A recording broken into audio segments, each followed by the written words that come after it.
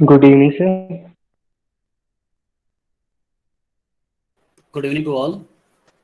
Sir ये lecture IT वालों के लिए बच्चे कि अभी ज्वाइन टीटीडीसी कर रहे वालों? हैं क्या? ये लेक्चर आईटी वालों के लिए कि टीटीडीसी वालों के लिए सर? कौन सा लेक्चर? ये अभी वाला। अभी जो चल रहा है यस। आईटी के लिए, सिर्फ आईटी एमईसी तीनों के लिए। कंफ्यूजन क्यों है? सर आपने बताया नहीं था। Okay sir. कंफ्यूजन क्यों है? अभी क्या है, मैं ट्रेनिंग पे हूँ, ऑनलाइन ट्रेनिंग चल रही मेरी, तो मैं 9 to 6 मेरा पैक्ड है। तो अभी इस वीक में, नेक्स्ट वीक में और आज जो क्लास होगी वो 6 बजे के बाद ही होगी। तो मतलब छः छः से ही मैं आप लोग का रखा हूँ, 6 बजे से क्लास स्टार्ट होगी। अच्छा, अभी स्टूडेंट अभी काफ़ी कम है, अभी 35। तो तब तक हम लोग, जो मैं WWH जो हम लोग प्ले करते हैं उसको देखते हैं एक बार। ठीक है, are you interested? Yes sir.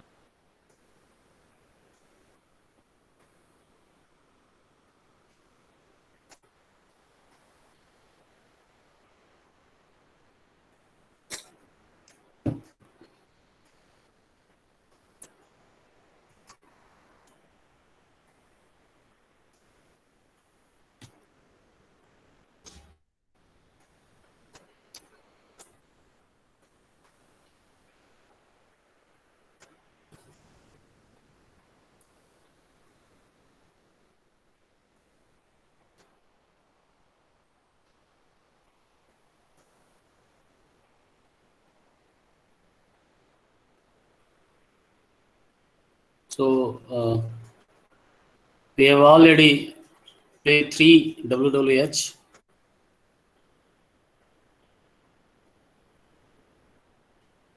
So what you are seeing? Cylinder. Gas cylinder. What I am going to ask?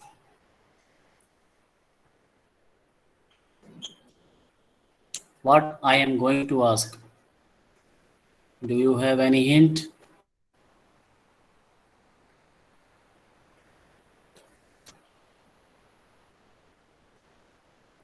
इसका एक्चुअल नाम क्या है? इसका एक्चुअल नाम क्या है? इसका टेक्निकल नाम? इसमें क्या होता है? Sir LPG. LPG. LPG cylinder. LPG, what is the meaning of LPG? This is Liquid. not actually my question. Liquid petroleum gas. Liquid petroleum gas. It is not liquid, it is liquefied petroleum gas. Yes, sir. Liquefied petroleum gas, मतलब जो gas है वो liquefied है, liquid बनाया गया है उसको। Gas है, बनाया गया है उसको लिक्विड। लिक्विड कैसे बना सकते हैं किसी भी गैस को हम? What are the process? Cool या कंडेंसर। प्रेशर डाल कंप्रेस करके सर। कंडेंस कंडेंस करके कर सकते हैं, एग्जैक्टली exactly. लेकिन यहाँ पे कंडेंसर के लिए हमारे पास इवेपोरेटर या फिर कंडेंसर नहीं है, हमारे पास सिलेंडर है। सिलेंडर में क्या किया गया है? कंप्रेस करके इसे सर। कंप्रेस करके इसका फेस चेंज किया गया। प्रेशर इंक्रीज करने पे कोई भी ऑब्जेक्ट, गैस है, वो लिक्विड में कन्वर्ट होता है, लिक्विड सॉलिड में कन्वर्ट हो सकता है। तो प्रेशर राइज किया गया है, तो लिक्विफाइड पेट्रोलियम गैस है। पेट्रोलियम गैस नेचुरल ब्यूटेन से बनता है। एन ब्यूटेन, आपको आप सुने हो कभी? N butane, normal butane. ठीक है, लेकिन ये सब क्वेश्चन नहीं था मेरा। मेरा क्वेश्चन ये है, आपने एलपीजी सिलेंडर देखा होगा, देखा है कि नहीं देखा है? किसने नहीं देखा है? ऑलमोस्ट सभी लोगों ने देखा है, देखा है ना? ये बीच में जो लाइन है, ये क्या है? This is my question. What is this? What is the purpose of this? Why this situated in the centre?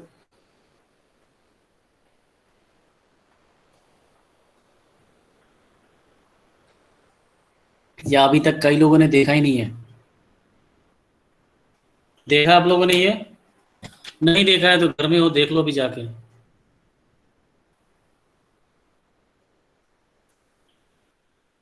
Yes और नो?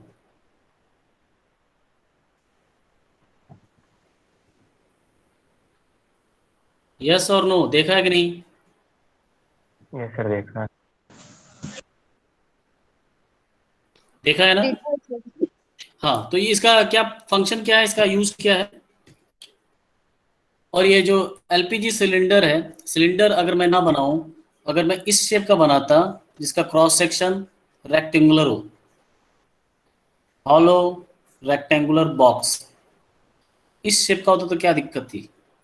तो मेरा यहाँ दो क्वेश्चन है। एक तो ये बीच में ये लाइन क्यों है, बाहर निकला हुआ, उभरा हुआ क्यों है? ठीक है, एक्सटेंडेड पार्ट बाहर की तरफ निकला हुआ है, एक्सटेंडेड है। और दूसरा क्वेश्चन ये है कि हम इसको इस शेप में क्यों नहीं बना सकते थे? इस तरह से बना देते हैं, ऊपर से पैक कर देते हैं। सर रेक्टेंगल में शायद से वो कॉर्नर्स पे ज्यादा प्रेशर लगेगा तो शायद लीक होने के चांसेस ज्यादा होंगे। Very good. और कोई, और दूसरा क्वेश्चन, दूसरा पॉइंट, और भी पॉइंट्स हैं इसमें, और भी बहुत सारे पॉइंट्स हैं।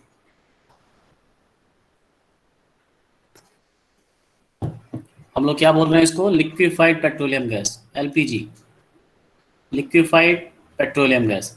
लिक्विफाइड करना मतलब प्रेशर बहुत ज़्यादा है इसके अंदर, प्रेशर ज़्यादा है। तो अगर इसको रेक्टेंगुलर ब्लॉक बनाते हैं, रेक्टेंगुलर ब्लॉक बनाते हैं, हॉलो ब्लॉक, तो कॉर्नर्स पे हर तरफ से प्रेशर आता। कॉर्नर एक जैसे ये वॉल है 90 डिग्री पे है, तो इधर भी प्रेशर आता और ऐसे भी प्रेशर आता।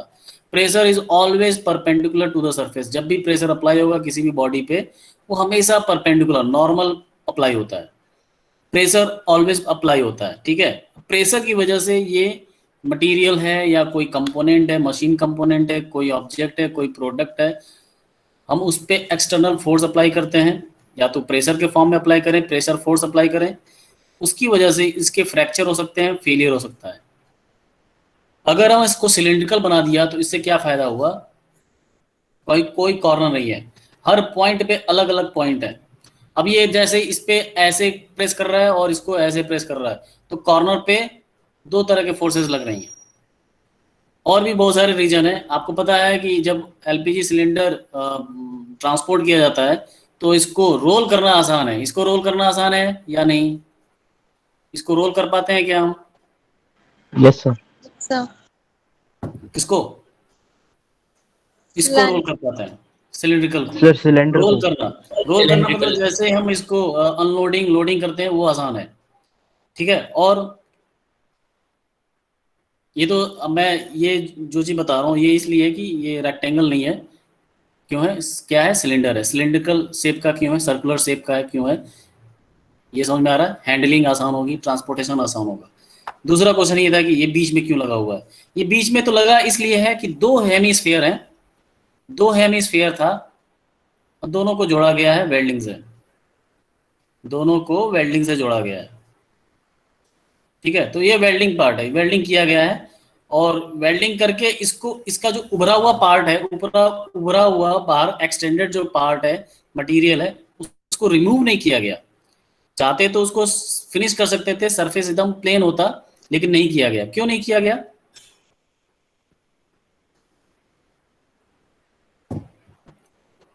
क्यों नहीं किया गया, कोई बताएगा? No idea sir. No idea. Sir इसको अगर पतला, अगर प्लेन कर देते सर, उसकी जो लेयर है वो पतली हो जाती, तो जहाँ जॉइंट है नहीं वहां से लीकेज होने के चांसेस। सर नहीं नहीं, तो ऐसा नहीं है। वेल्डिंग अच्छे से होती है, ऐसा नहीं है कि बेकार हो जाएगा वहाँ पे लेयर पतली हो जाएगी। और हाँ, कोई बोल रहा था, और बोलो। सर गैसेस का प्रेशर अलग अलग है। गैसेस का प्रेशर अलग अलग कहाँ पर अलग है? अंदर तो पूरा प्रेशर एक ही जैसा है ना। देखिए, थोड़ा सा देखो ध्यान से।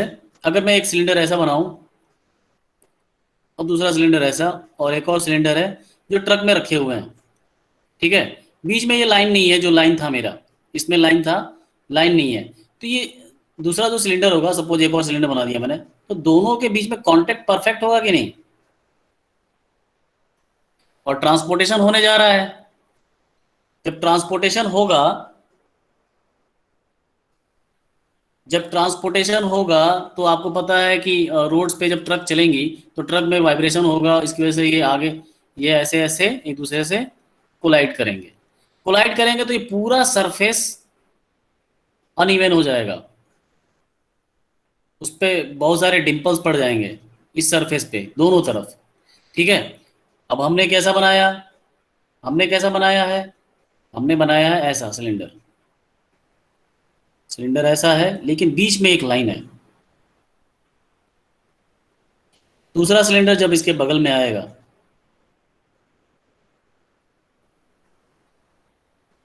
उसमें भी एक लाइन है।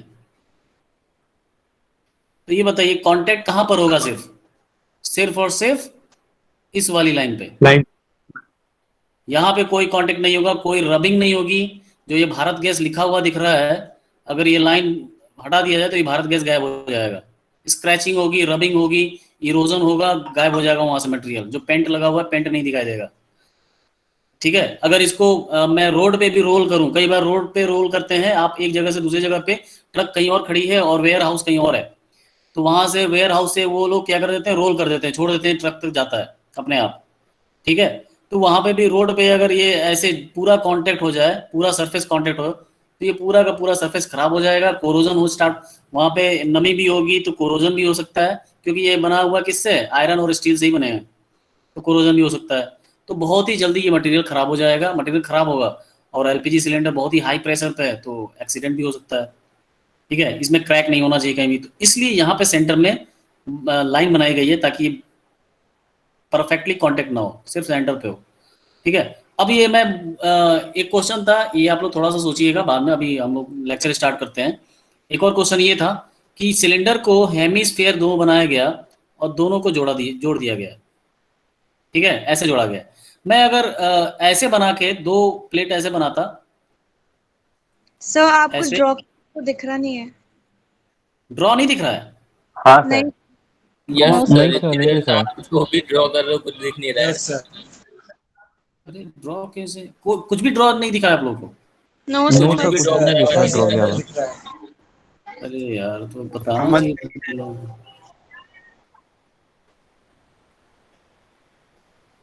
बताना चाहिए था तुम लोगों को, अभी बता रहे हो।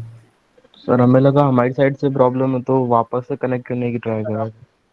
किसी को भी एक प्रॉब्लम भी होती है तो आप लोग बताएंगे, ठीक है? ऐसा नहीं वेट करेंगे कि दूसरों को भी है कि नहीं है। You are not in the class, आप सब लोग इंडिविजुअल अपनी अपनी जगह पे हो। ठीक है, तो आप किसी को भी प्रॉब्लम होती है इंडिविजुअली आप लोग तुरंत बताएंगे। चलिए इसको हम लोग लास्ट में देखते हैं फिर से। अभी हम लोग स्टार्ट करते हैं लेक्चर, ठीक है? ओके।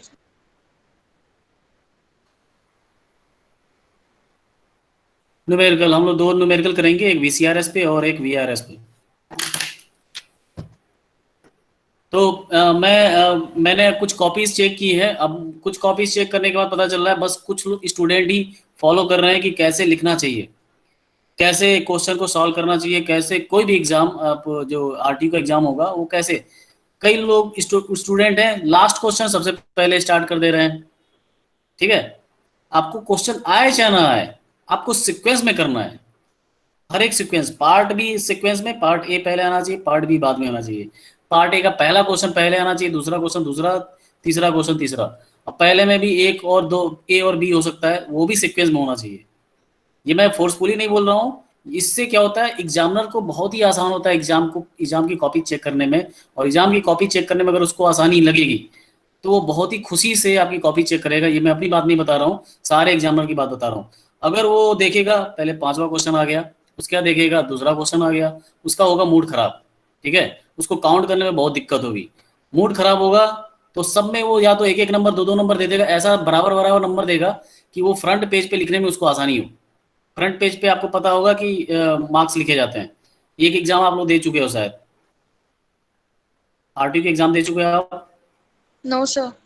नो एक भी सर, एग्जाम नहीं दिए? नो अच्छा, सर। तो एग्जाम फ्रंट पेज पे एक पेज होता है जिसपे लिखा रहता है कि पहले वाले क्वेश्चन में कितने मार्क्स हैं, दूसरे वाले क्वेश्चन में कितने मार्क्स हैं, ऐसे ऐसे एक टेबल बना होता है, तो वो एग्जामिनर को भरने होते हैं। तो आप लोग अगर ऐसे लिखोगे कि सीक्वेंस बदल के, तो एग्जामिनर का मूड होगा खराब। ठीक है, पहले से भी मूड खराब हो सकता है, क्या पता एक्सटर्नली कहीं से मूड खराब हुआ, पहले से आ रहा है, उसके बाद कॉपी चेक कर रहा है, और हर एक कॉपी चेक करने के पैसे मिलते हैं उसको।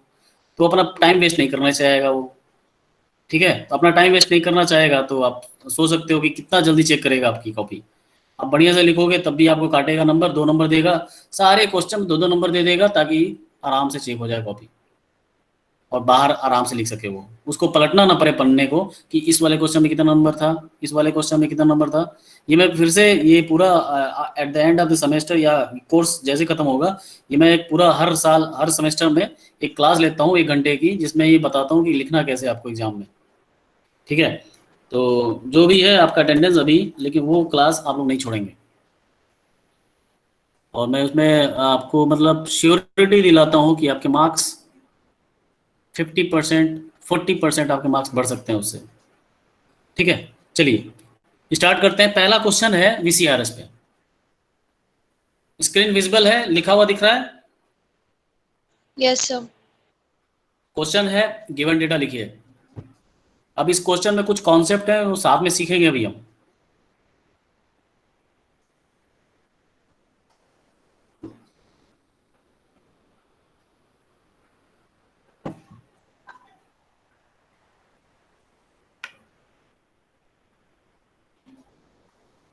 इस क्वेश्चन में कुछ कॉन्सेप्ट हैं वो साथ में सीखेंगे।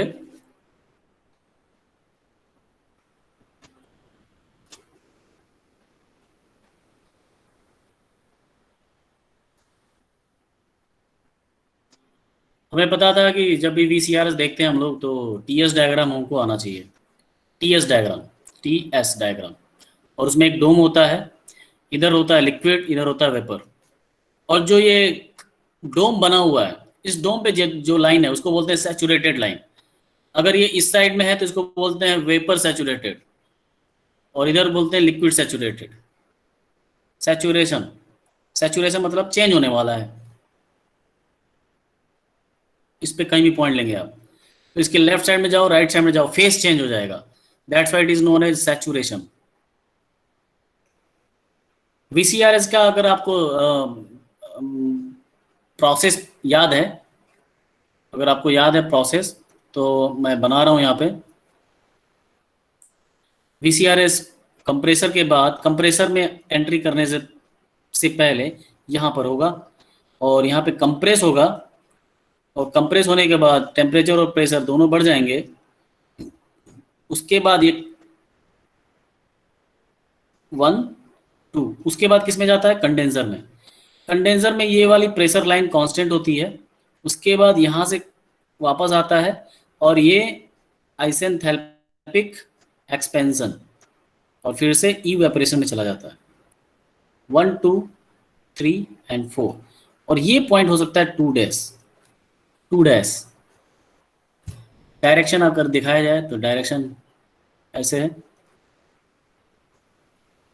अब इसमें दिया हुआ vapour compression refrigerator uses methyl chloride R40 and operates between temperature limits of -10 and 40 degree centigrade, ठीक है। -10 और 45, सॉरी 40 नहीं, 45 डिग्री सेंटीग्रेड, -10 और 45 डिग्री सेंटीग्रेड। तो सबसे कम टेम्परेचर तो आपको दिख रहा है, ये वाली लाइन है, कितना? -10। उसके बाद 45 दिख रहा है एक, ठीक है। तो आपको कंफ्यूजन होगा कि ये वाला 45 है, ऊपर वाला इस पॉइंट पे 45 है या फिर इस पॉइंट पे है। आगे आप पढ़ेंगे तो पता चल जाएगा। At entry to the compressor the refrigerant is dry saturated. Dry मतलब सूखा है। सूखा का मतलब क्या है? लिक्विड नहीं है, वेपर बदलने वाला है। मतलब ड्राई सैचुरेटेड मतलब इस पॉइंट पे है, ठीक है। इस पॉइंट पे, इस वाले वेपर कन्वर्ट हो चुका होगा ऑलमोस्ट, ठीक है। अब स्टार्ट होगा तो यहाँ पे ड्राई सैचुरेटेड है and after compressor it acquires a temperature of 60 degree centigrade. Compression के बाद कितना टेम्परेचर हो गया? 60 डिग्री सेंटीग्रेड। तो पॉइंट कौन सा है वो? 2। तो ये है 60 डिग्री सेंटीग्रेड और उसके नीचे कौन सा होगा? 45 डिग्री सेंटीग्रेड। सबको समझ में आ रहा है ये?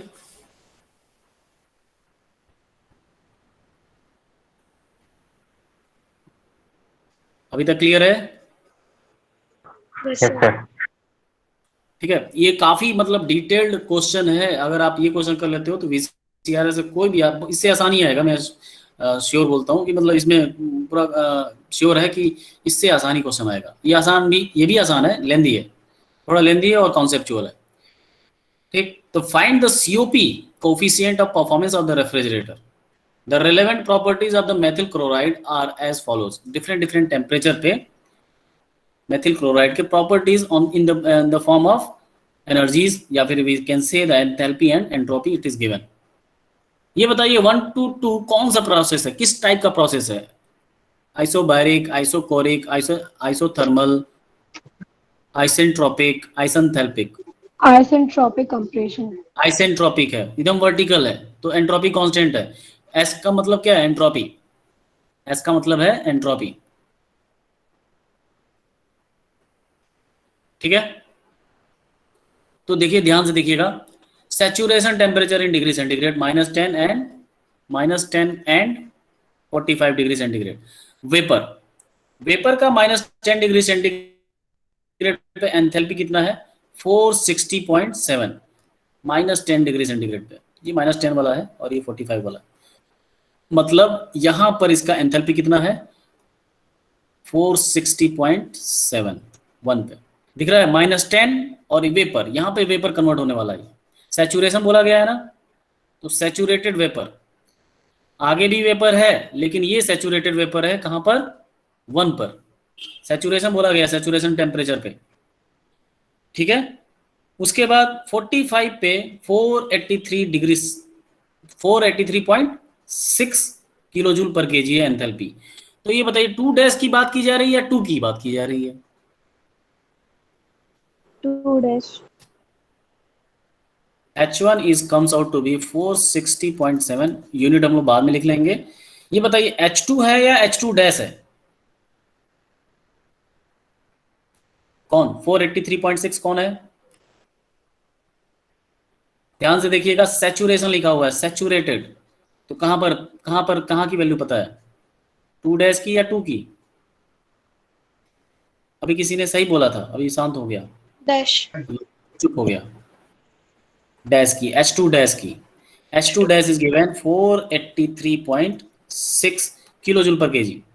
ओके, अब यहाँ पे लिक्विड में कन्वर्ट होता है 3 पे, या फिर इस पूरे लाइन पे, ये जो लेफ्ट साइड में लाइन है पूरा लिक्विड में कन्वर्जन होता है। लिक्विड का -10 डिग्री सेंटीग्रेड पे एंथैल्पी कितना है? -10 डिग्री सेंटीग्रेड पे यहाँ पर होगा -10 डिग्री सेंटीग्रेड, यहाँ पर नहीं होगा। तो इसको भी मैं एक नाम दे देता हूँ, दिस इज 4 डैश। ठीक है, 4 डैश। तो 4 डैश, H4 डैश गिवन है या H4?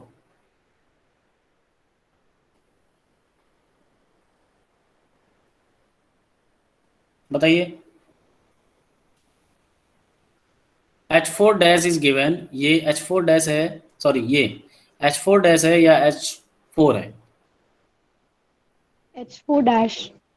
H4 dash that is 45.4 kilo joule पर केजी। ठीक है, अभी देखेंगे H2 और H4 हमें निकालने की जरूरत है या हमें पता है, यहाँ पे निकालने की जरूरत नहीं है। अच्छा बताइए 45 पे कितना है? 45 पे 133, वो किसकी वैल्यू है? H3। H3 की वैल्यू है। H3 की value at 45 degree centigrade liquid के लिए कितना है? 133.0। H3 is given. ओके, उसके बाद एंट्रोपी के बारे में बात की गई है। एंट्रोपी S1 1 पे कितना है? 1 पे एंट्रोपी कितना है?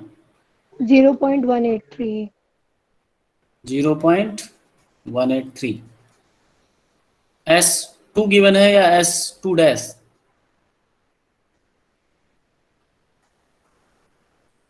S2 गिवन है या S2 डैश?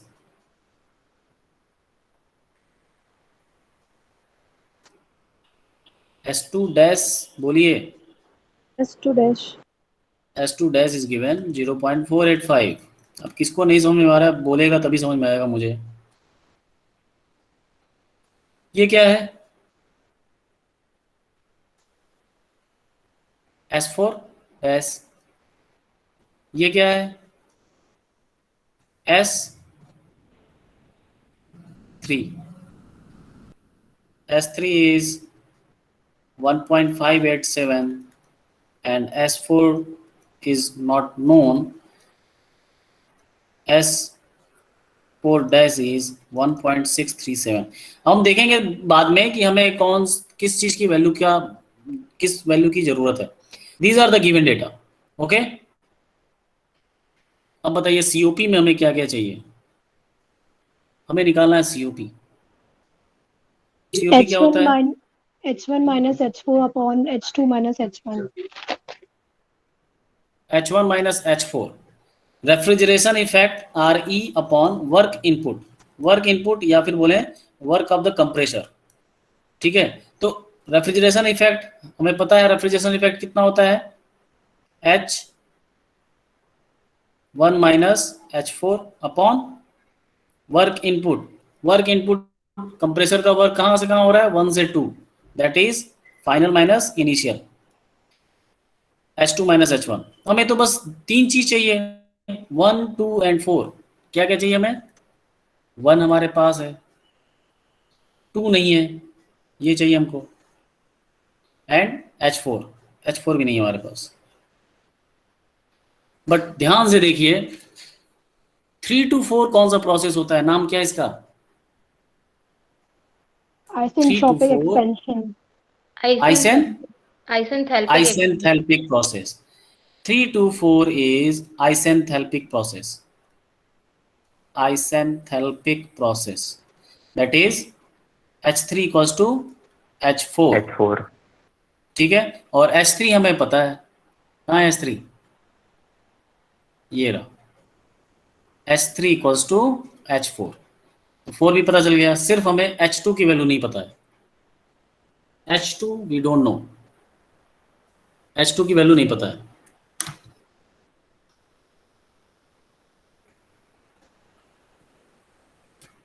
H2 कहाँ है? 2 कहाँ है?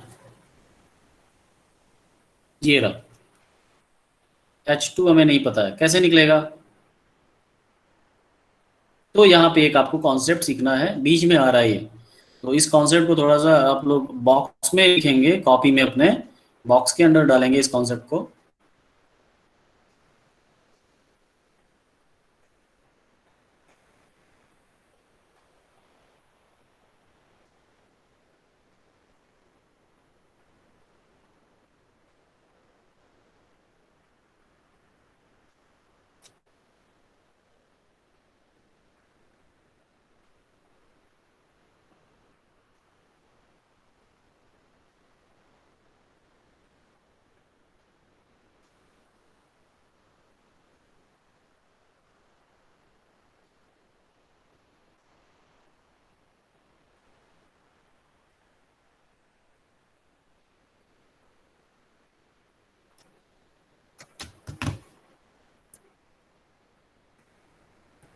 स्क्रीन दिख रही है आपको?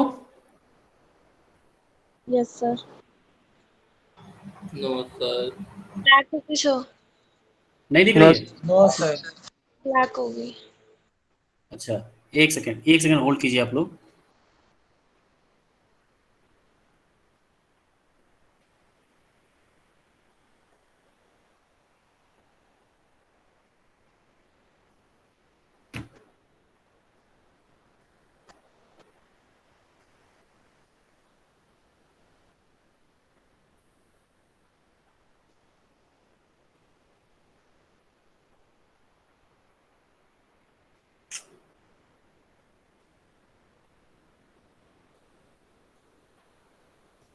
दिख रहा है? Yes, sir. Yes sir. No sir. Okay, no sir.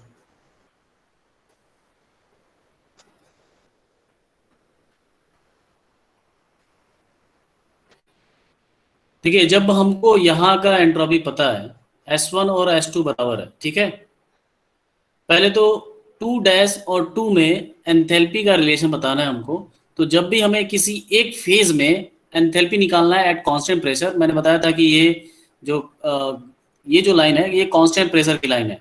इस कांस्टेंट प्रेशर पे अगर हमको एंथैल्पी निकालना है एट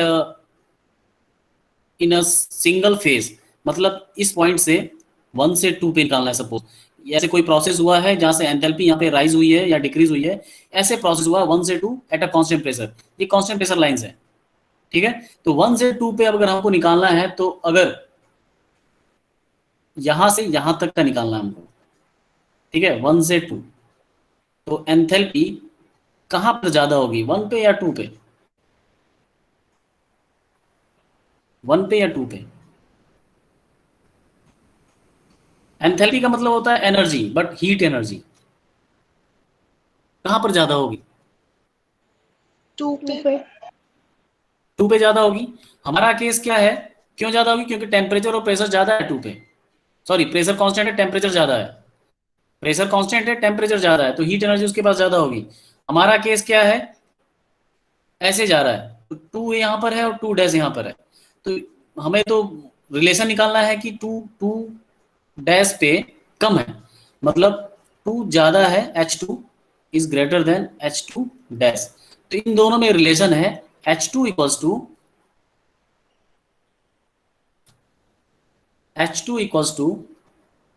H2 डैश से ज्यादा है, तो H2 डैश प्लस आता है 2.3 Cp ln T2 upon T2 dash, ये होता है। तो आपको कहीं भी एंथैल्पी निकल सकता है अगर आपके पास वो टेबल है, मतलब टेबल का मतलब है यहाँ पर अगर एंथैल्पी है तो आपके कहीं भी वैल्यू पे बस आपको टेम्परेचर पता होना चाहिए दोनों पॉइंट पे, तो आप निकाल सकते हो। बट अभी हमारे पास सीपी की वैल्यू भी नहीं गिवन है, तो सीपी की वैल्यू कैसे निकलेगी? सीपी की वैल्यू कैसे निकलेगी?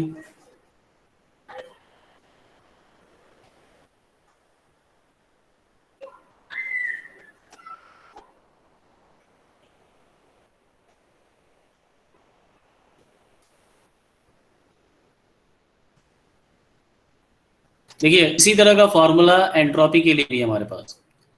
S2 equals two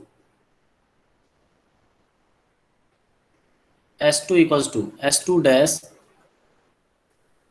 plus 2.3 ln T2 upon T2 dash, same formula है। तो ये बताइए आपके पास S2 की वैल्यू है या नहीं? S2 की वैल्यू पता है या नहीं?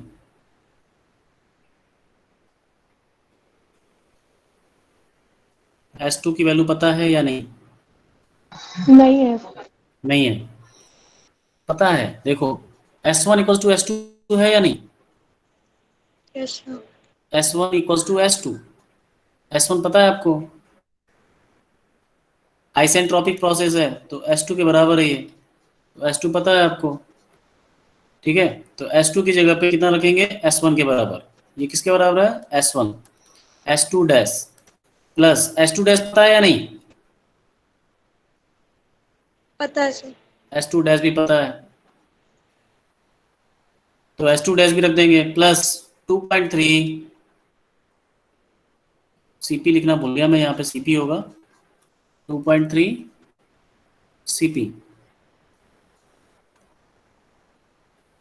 Cp multiply by Cp into ln। ध्यान रहे कैपिटल T लिखा हूं तो ये सब कुछ केल्विन में होना चाहिए, तो T2 upon T2 dash, T2 upon T2 dash. यहाँ से Cp निकल जाएगा कि नहीं? सब कुछ पता है आपको, ये भी पता है, ये भी पता है, T1 और T2 और T2 डैश दोनों पता है। Cp की वैल्यू निकल जाएगी यहाँ से, ठीक है।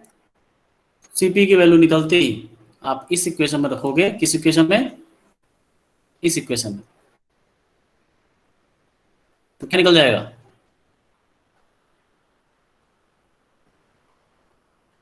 फिर क्या निकल जाएगा, H2। H2 निकल जाएगा, और H2 निकल जाएगा तो COP निकल जाएगा। सिर्फ H2 ही तो चाहिए था हमको, ठीक है। ये क्वेश्चन कीजिएगा, आंसर मैं मैच करूंगा, ये मैं क्वेश्चन भेजूंगा आपको क्लासरूम में, आप लोग आंसर उसमें, आंसर मुझे प्राइवेटली भेजना है, मुझे सिर्फ मुझे भेजना है, प्राइवेटली भी भेजा जा सकता है, ठीक है। वो पब्लिकली नहीं करना है, उसको सारे स्टूडेंट नहीं देखना चाहिए, मुझे भेजना है उसमें क्लासरूम में, ठीक है। तो जो भी कुछ इसमें नोट करना है आप लोग नोट कीजिए, जल्दी से नोट करो, जल्दी से। ये आपको कॉन्सेप्ट याद रखना है।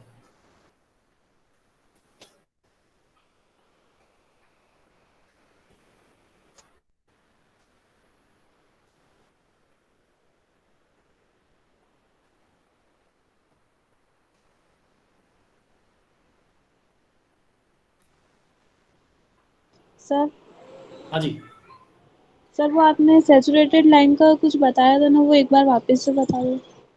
सैचुरेटेड लाइन ये जो करो, ये जो बनती है ये डोम, इसके बारे में बात कर रही हो? Yes sir. देखो ये जो लाइन होती है इसको सैचुरेशन लाइन इसलिए बोलते हैं क्योंकि इसके लेफ्ट साइड में सब कुछ लिक्विड है। इसके लेफ्ट साइड में एक टॉप मोस्ट पॉइंट होगा, एक टॉप मोस्ट पॉइंट होगा जहां पर देखो ये बीच में जो गैप दिख रहा है ये, इसमें ये एंथैल्पी का गैप है। ये गैप इसको बोलते हैं heat of vaporisation. Heat of vaporisation, देखिए इधर लिक्विड है, इधर वेपर है। तो अगर आपने इतना हीट दे दिया यहां से यहां तक, सपोज ये H2 है और ये H1 है, तो H2 minus H1 is known as L। L क्या है? किलो जूल पर केजी लेटेंट हीट। ये लेटेंट हीट है अलग अलग टेम्परेचर पे। T1 ये है, अगर T2 पे जाओगे तो ये लेटेंट हीट कम हो जाएगा। टेम्परेचर अगर आपने बढ़ा दिया तो हीट कम देने की जरूरत पड़ेगी आपको वेपर में कन्वर्ट करने के लिए। तो जैसे जैसे ऊपर जाओगे, यहाँ पर जैसे चले गए आप, इसको बोलते हैं क्रिटिकल पॉइंट, सबसे ऊपर। यहाँ पर आपको हीट देने की जरूरत ही नहीं पड़ेगी, टेम्परेचर उसी टेम्परेचर पे ये वेपर में कन्वर्ट हो जाएगा। यहीं पे लिक्विड है, यहीं पे वेपर है। आ रही बात समझ में? आपको हीट देने की जरूरत ही नहीं पड़ेगी। तो ये लेटेंट हीट टेम्परेचर जैसे जैसे राइज करते जाओगे सिस्टम के सराउंडिंग, सिस्टम के एनवायरनमेंट का, तो आपको अगर एकदम क्रिटिकल पॉइंट पे चले गए, सबसे टॉप पॉइंट पे, तो वहां पे आपको हीट नहीं देने की जरूरत पड़ेगी। उसी टेम्परेचर पे ये लिक्विड से कन्वर्ट हो जाएगा तुरंत वेपर में। तो लेकिन ये लाइंस क्या है बता रही हैं कि इसके जस्ट इधर लिक्विड है और इधर क्या है? लिक्विड प्लस वेपर है। इधर भी लिक्विड प्लस वेपर है, इधर भी लिक्विड प्लस वेपर है। लेकिन जब जैसे एकदम पास में है लिक्विड वाले लाइन के पास, तो यहाँ पे लिक्विड ज्यादा होगा, वेपर कम होगा। लेकिन जैसे ही यहाँ पे इस लाइन के पास पहुंचेंगे, यहाँ पे वेपर ज्यादा हो जाएगा, लिक्विड कम होगा। लेकिन इस लाइन पे जैसे आएंगे वो वेपर में कन्वर्ट हो चुका होगा, जस्ट कन्वर्ट हो चुका होगा। ठीक है, तो this is all about the. समझ में आया ये सैचुरेशन लाइन? Yes sir. ये नोट हो गया? नोट हो गया?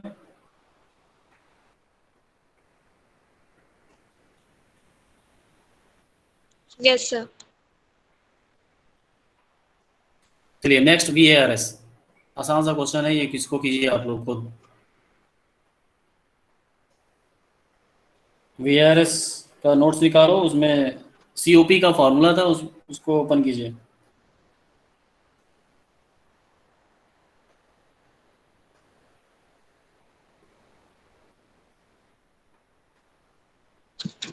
ठीक ही बोलती हूँ।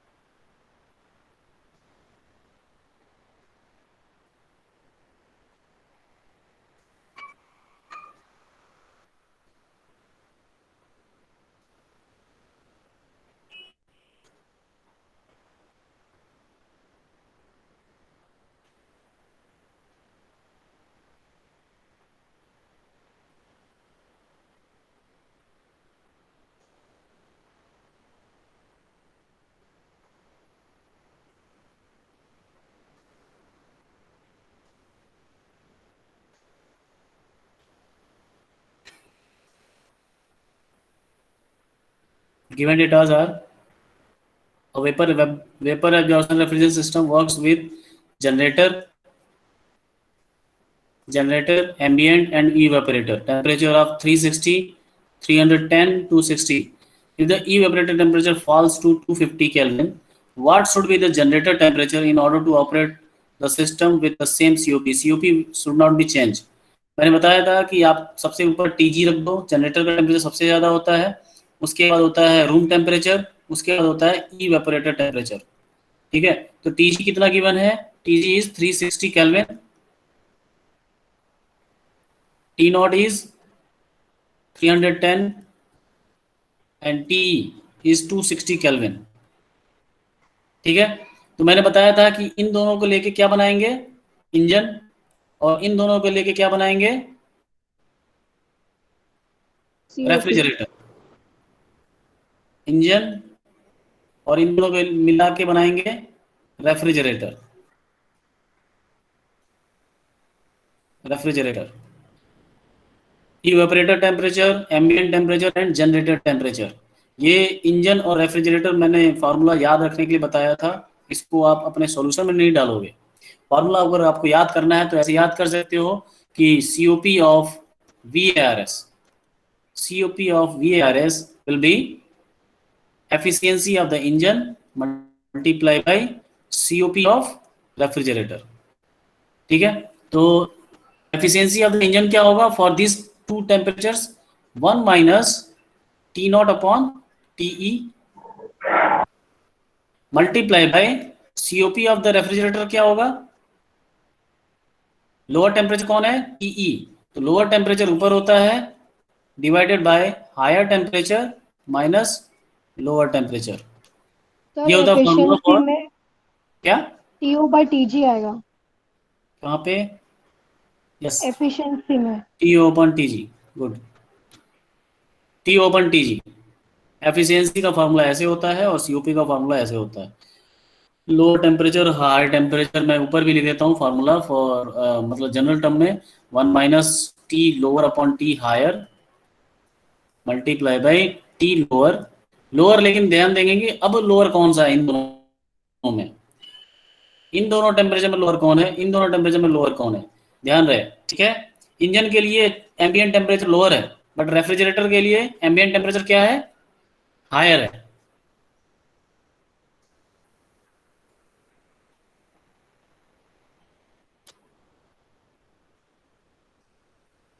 ठीक है, कितना answer,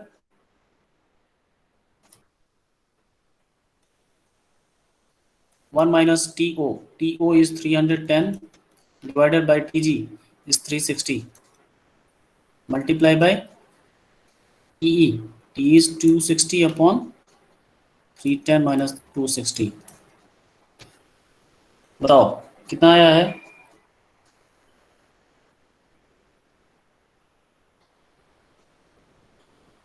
thirteen divide by 18। Exact बताओ, 0.7 कैलकुलेटर यूज किया कीजिए। 0.72 0.7 0.72 देख रहे हैं, COP कितना कम आ रहा है। हमेशा हमने COP देखा था कि 1 से ज्यादा होता है, लेकिन VARS का COP 1 से कम भी हो सकता है। VARS का COP बहुत ही कम होता है क्योंकि ये बहुत जो एनर्जी यूज करता है वो सोलर एनर्जी या भी बहुत ही थर्मल एनर्जी जो उसकी है, जो हीट करने की जो एनर्जी, जो कंप्रेसर के कंपेरेटिव ये कम काम कर पाता है। दैट्स वाई इसका COP बहुत ही कम होता है। कम काम करेगा तो आउटपुट भी कम देगा। आउटपुट हमारा क्या है, रेफ्रिजरेटिंग इफेक्ट। तो रेफ्रिजरेटिंग इफेक्ट कम हो जाता है बिकॉज जैसे हम लोगों ने देखा फार्मूला, एक्चुअल में क्या फार्मूला होना चाहिए, RE upon work energy input. Energy input होता है ना, एनर्जी इनपुट, रेफ्रिजरेटिंग इफेक्ट। तो अगर एनर्जी इनपुट आप बहुत कम कर दोगे तो रेफ्रिजरेटिंग इफेक्ट और भी कम हो जाएगा। तो ये होगा तो न्यूमरेटर और भी कम हो रहा है तो COP अल्टीमेटली कम हो जाएगा। ठीक है, इस न्यूमेरिकल का आंसर आप लोग क्लासरूम में देंगे, फर्स्ट VCRS। अब आप लोग चैट बॉक्स में कैपिटल P एक बार टाइप कीजिए फॉर योर अटेंडेंस और जाएंगे ये।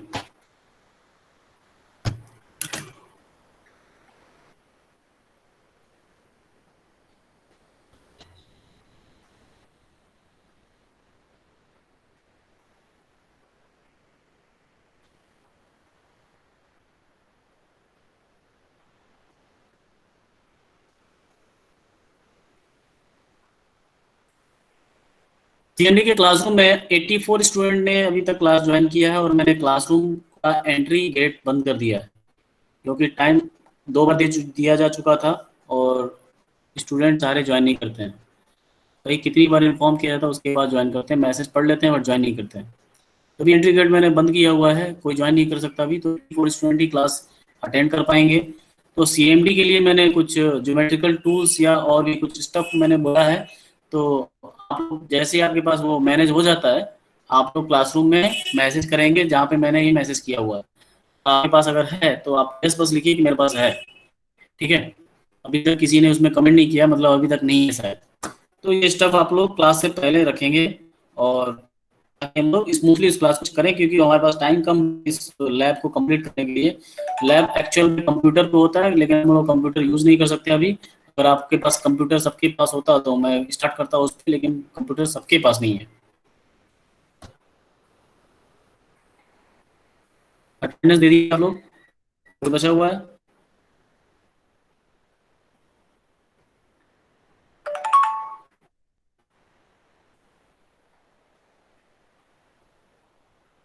किसी को डाउट है और कुछ?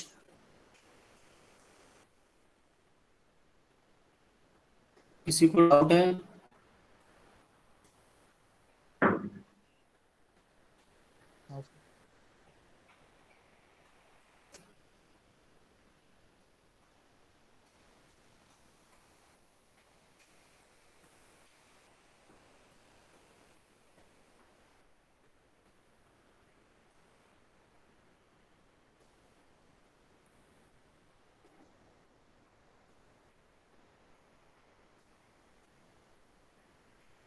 अभी ये स्क्रीन दिख रही है क्या? No, sir. No sir. LPG वाली? नो सर, वो उस पर No, sir. लेफ्ट हो गया।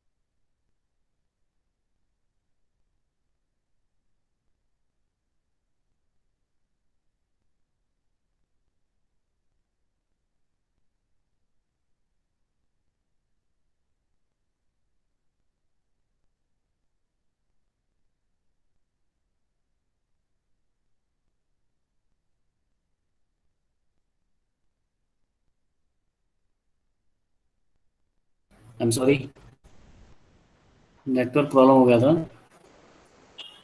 M I audible? Yes, sir. Yes sir. तो ये मैं सिलेंडर की बात कर रहा था कि ये सर्कल क्यों बना होता है बीच में। अभी दिख रहा होगा? No sir. अभी स्क्रीन दिख No, रही है या नहीं sir. दिख रही है? No, No, no, sir. Sir, not visible. अरे यार क्या प्रॉब्लम है, नहीं दिख रही है? No sir. No sir. नहीं सर। No sir. कोई बात नहीं, हम लोग नेक्स्ट क्लास में देखेंगे फिर से। चलिए आप लोग you can leave now. Thank you sir. Sir thank you sir. Thank sir you all. Sir किसी को डाउट है? हाँ बोलो सृष्टि। सर वो ना सेकंड वाले क्वेश्चन में आगे टीजीवी पूछ रखा था, तो उसके लिए टी नोट का टेम्परेचर मतलब रूम टेम्परेचर वो का वही रहेगा या फिर चेंज होगा? किसके लिए? आगे उसमें पूछ रखा था ना सर कि मतलब सीओपी तो हाँ आगे सेम तो हमने रखे। किया नहीं, हमने सीओपी निकाल लिया सिर्फ। हाँ सर, आगे तो क्या करना है हमको? आगे हमको क्या करना है क्वेश्चन में? अगर हमें टीजी फाइंड इवेपोरेटर का करना। टेम्परेचर 250 कर दें, नहीं सिर्फ इवेपोरेटर का टेम्परेचर चेंज करना है, तो उसके लिए किसका टेम्परेचर चेंज हो रहा है? What should be the generator temperature? Ambient temperature कैसे चेंज हो जाएगा? एम्बिएंट का टेम्परेचर आप चेंज कर सकते हो क्या? आपके सर हाथ में है? मतलब सर इवेपोरेटर से हीट तो कम निकलेगी, तो फिर सराउंडिंग में भी तो कम जाएगी, ऐसा मतलब। तो सराउंडिंग में कम जाएगी तो उससे एम्बिएंट का टेम्परेचर से क्या मतलब है सर? एम्बिएंट इतना बड़ा है, समुद्र में एक बकेट पानी डाल दो तो चेंज हो जाएगा क्या उसका लेवल? आप एनवायरनमेंट में कुछ हीट बाहर निकाल दोगे, कितने सारी एसी चल रही दुनिया में, इन्वायरमेंट का टेम्परेचर चेंज हो रहा है क्या? ये अलग बात है, आप लोग सुन रहे होगे ग्रीन हाउस इफेक्ट, पता नहीं क्यों कौन सा, ठीक है वो अलग बात है, बट चेंज होता है क्या? नहीं चेंज होगा। इन्वायरमेंट का ओके टेम्परेचर सर। क्यों चेंज होगा? आपको जनरेटर का टेम्परेचर बदलना पड़ेगा।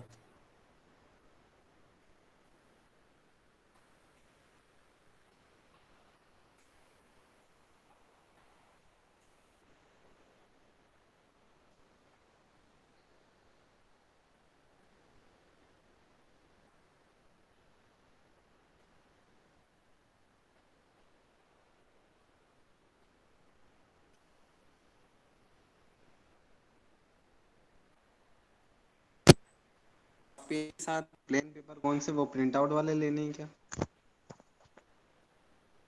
क्या? अच्छा क्या बोल रहे हो? साथ में है क्या सीएमडी के अंदर?